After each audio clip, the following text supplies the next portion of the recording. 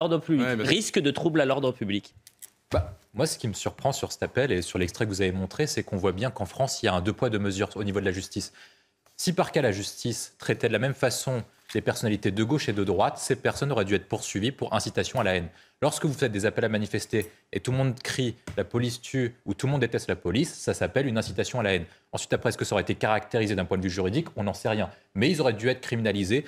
Vous savez, des personnalités politiques de droite, notamment Éric Zemmour, ont été criminalisés pour moins que ça. En tout cas, judiciarisés pour moins que ça. L'autre point que je vois, c'est, je ne sais pas s'il y a des violences policières.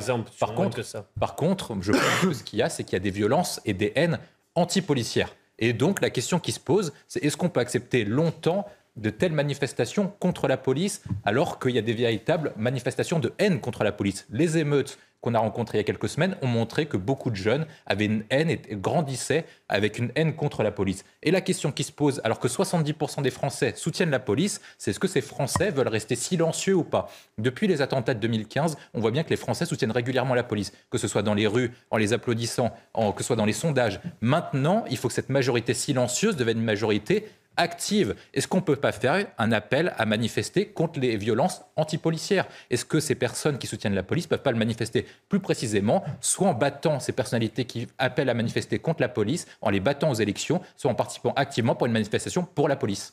Mais on est, regardez, au plein cœur de la capitale, rue de la Paix, et je vous le dis, la place que vous voyez, ce carré, c'est la place Vendôme, avec le ministère de la Justice à côté. Pas forcément de débat, mais c'est en pleine journée, l'impunité finalement des grands bandits.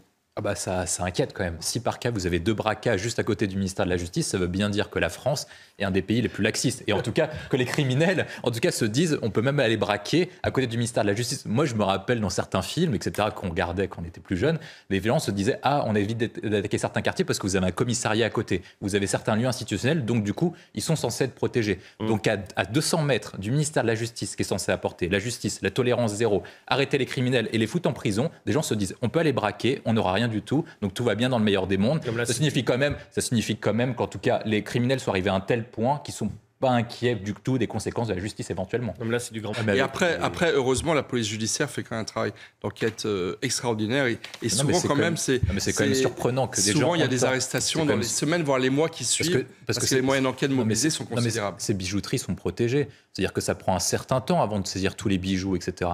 Donc comment ça se fait qu'entre le temps où ils sont arrivés, ils ont pu se saisir de 10 à 15 millions d'euros de bijoux. Donc c'est quand même assez important. Il n'y a personne au ministère de la Justice, il n'y a aucun garde devant le ministère de la Justice qui a sonné une alerte pour que quelqu'un... Non mais attendez, on a l'impression que c'est un film. On pas le cas on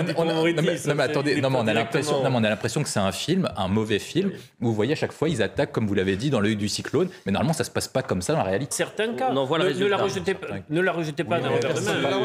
Certains cas. Parce que sinon vous êtes sur l'emprisonnement systématique. Non, mais l'alternative à la prison, ce serait quoi ? Ce serait pour les peines dites courtes. Or, les peines de moins d'1 an ferme ne sont quasiment pas exécutées. Et soit vous avez de telles remises en cause que le ferme se transforme en sursis de manière automatique. Le point qui est souligné, c'est pas que le problème qu'il n'y ait pas assez de place dans les prisons, c'est qu'il y a trop de tarés en France. On est trop de tarés en France. Il y a une société ultra-violente où il y a de plus en plus de barbares, où vous avez des gens qui, au lieu d'avoir des altercations verbales, sortent tout de suite le couteau. Et c'est ça le point essentiel. C'est que comme vous avez une société qui devient de plus en plus ultra-violente, de plus en plus barbare, le point c'est est-ce que la politique pénale suit l'évolution de la société ? Or, nous, tout ce qu'on a fait depuis des dizaines de quarantaine d'années, on dit, on a l'évolution des mœurs, donc du coup, on doit faire évoluer le droit par rapport à l'évolution de la société. Pourquoi est-ce qu'on ne veut pas évoluer le droit pénal sur l'évolution de la société et du fait qu'il y ait beaucoup trop de personnes qui sont en situation de criminalité, de délinquance, qui devraient être davantage en prison qu'en liberté. Et le point essentiel, c'est-à-dire que quel est le principe de la peine selon Beccaria ? On met quelqu'un en prison parce qu'il est nuisible à la société et parce qu'il ne peut pas vivre avec nous. Or, quand vous avez des personnes qui se baladent avec des couteaux, qui assassinent d'autres personnes à 15 ans, je ne suis pas sûr qu'ils peuvent être en situation de liberté, mais devraient être davantage en prison. Vous savez que l'heure des pros est une émission sérieuse. Oublions le mot taré pour déséquilibrer, criminel, délinquant. Désolé. Permettez. Effectivement, désolé. Voilà. Oui, c'est à lui d'en parler. Le patron du MEDEF, qui parle du salaire, même pas, c'est pas un salaire d'ailleurs, c'est une rémunération. Le point du président du MEDEF, c'est de parler de tous les salaires, et dont le salaire des élus. Or, en France, un élu n'est pas salarié, donc le patron du MEDEF... il a une indemnité, et certains ne font que ça, donc ils sont mal payés. Le premier point, c'est que la France est un pays pauvre. C'est-à-dire que là où on gagne à peu près le même niveau de richesse en 1980 que l'Allemagne et les États-Unis, aujourd'hui, un Américain gagne 2 fois plus qu'un Français. C'est le premier élément. Donc, le président du MEDEF a raison de mettre la question de la rémunération sur la table. Le deuxième point, c'est qu'il y a 500 000 élus en France.